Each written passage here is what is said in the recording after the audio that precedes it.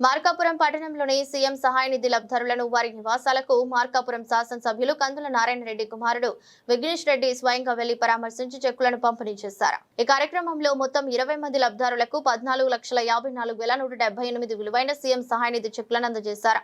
వైద్య చికిత్సలు మరియు ఇతర అత్యవసర అవసరాల కోసం ప్రభుత్వం అందించిన ఈ ఆర్థిక సహాయం లబ్ధిదారులకు ఎంతో ఉపయుక్తంగా నిలుస్తుందని పేర్కొన్నారు. సీఎం సహాయ నిధి కింద బొమ్మిరెడ్డి వెంకటరెడ్డి 80,000, అంగం భూలక్ష్మి 68,251, పువ్వాడ సరస్వతి 59,800, దేవిరెడ్డి సుబ్బమ్మ 63,784, గోగులముడి నాగేంద్రబాబు 40,700, కల్లమంచాల పరమిల 55,073, పాలిశెట్టి రవికుమార్ 1,36,364, మద్దశెట్టి మురళీకృష్ణ 55,795, వెంకటకృష్ణ 90,101, వంకేశ్వరం చెన్నమ్మకు 2 విడతల్లో 50,153 మరియు 43,214, జమ్మలమూడి రమాదేవి 54,055, మధ్యరెడ్డి లక్ష్మీదేవి 62,266, అన్న వరలక్ష్మి 75,700, ఇమ్మడి మల్లికార్జున 72,254, మరి వెంకటరమణ 2,44,274, తరిగొప్పుల నాగలోహిత 33,135, మాదాసు మనీష 20,460, షేక్ మరియంబి 81,258, బత్తుల వెంకటేశ్వరరెడ్డి 67,541 చెప్పున